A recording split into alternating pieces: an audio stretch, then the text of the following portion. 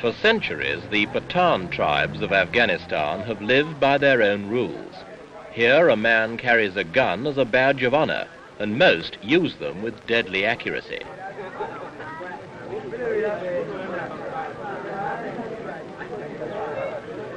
Here, even today, tribal chiefs rule with absolute authority and tolerate no interference, even from the state. Armed with independence of spirit, they've never compromised with foreigners. The British came here and stayed long enough to fortify such ragged borders as could be established. But they retreated, leaving little more than a few rusting relics.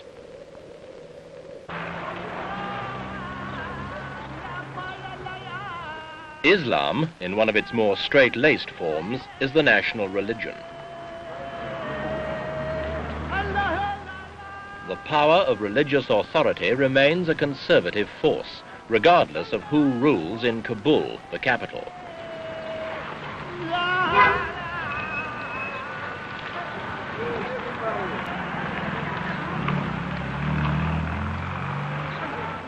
And the streets of the capital illustrate this nation's problems, principally that of poverty. The average annual income in this country is less than $75. The illiteracy rate is 90%. Slavery was officially abolished only in 1947.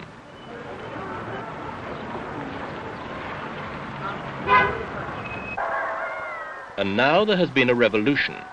King Zahir Shah was ousted, and his cousin, Mohammed Daud, decreed Afghanistan a republic. The king went into exile.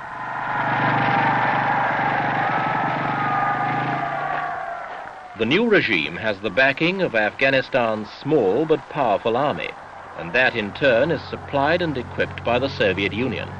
The troops are Afghans, but the heavy weapons, tanks, advisors, ammunition and fuel come from the Red Army. It was President Daud, Prime Minister until 1963, who first encouraged Russian assistance, and Moscow did not hesitate to take advantage of the invitation.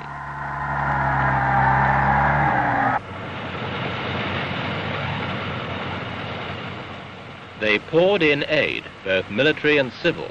They built this enormous power plant on the Kabul River. They even mollified the Muslim community by building the odd mosque. Curious indeed, for they suppressed their own Muslims in the Soviet Union.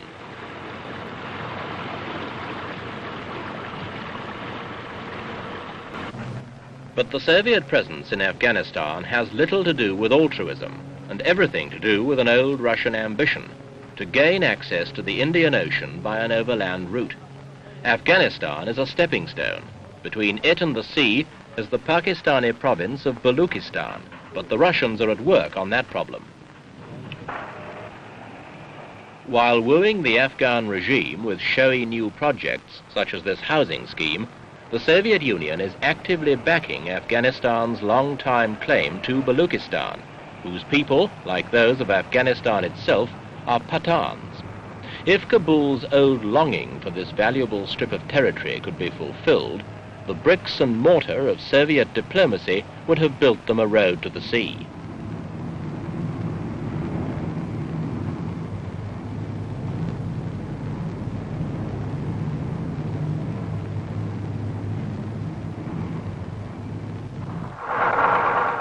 One thing that stands in the way is the presence of their bitterest enemy, the Chinese. They fully understand Soviet ambitions in this area and have busied themselves with a number of practical civil aid programs while keeping a close eye on developments, especially those concerning Afghanistan and the Chinese ally, Pakistan.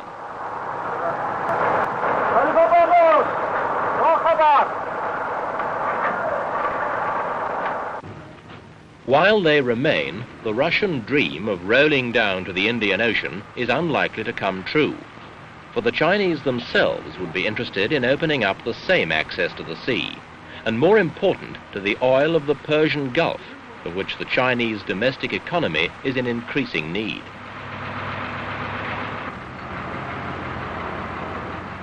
Until Mohammed Daud's coup, the Afghans had played a waiting game, accepting aid from all quarters.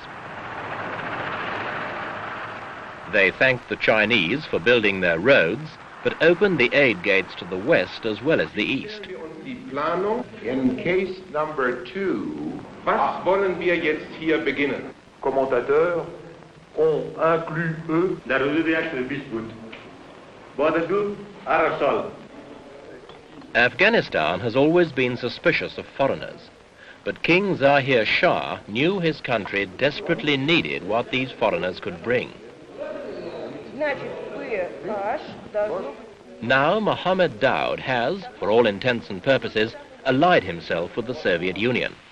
The ordinary Afghan, caught in the endless circle of subsistence living, now has his future in pawn to the Russians as well. And the future does not look that good. While the Russians were building pretentious airports and roads, thousands of Afghans have died. A 3-year drought has destroyed bullocks and crops. Water and grain supplies dwindled. There is little enough economic basis on which to build a new people's democracy.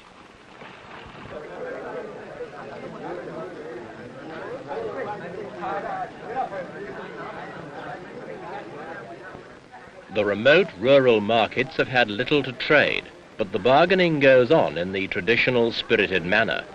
In fact, the whole country may have become yet another sensitive political marketplace, a future cause of international infighting.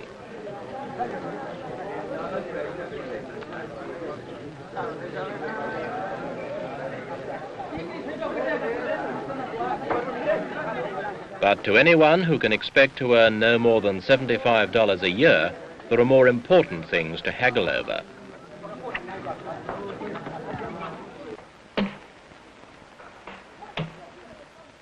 So despite the fact that they are the backwoodsmen of Asia, the Afghans and their nation have attracted interest and concern around the world. If Soviet strategy in this part of the world is consistent, it seems at least possible they were behind the fall of King Zahir.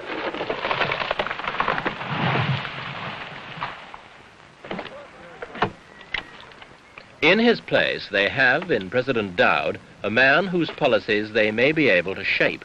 Already he has made appropriate noises in the direction of Pakistan and is encouraging separatist movements among Pathan peoples in that country.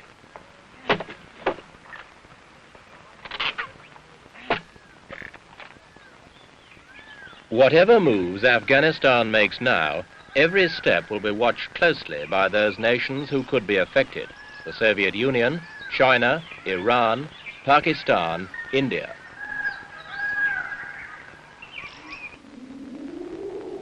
Afghanistan is still the buffer between big nations involved in the Indian subcontinent, as it was a century ago.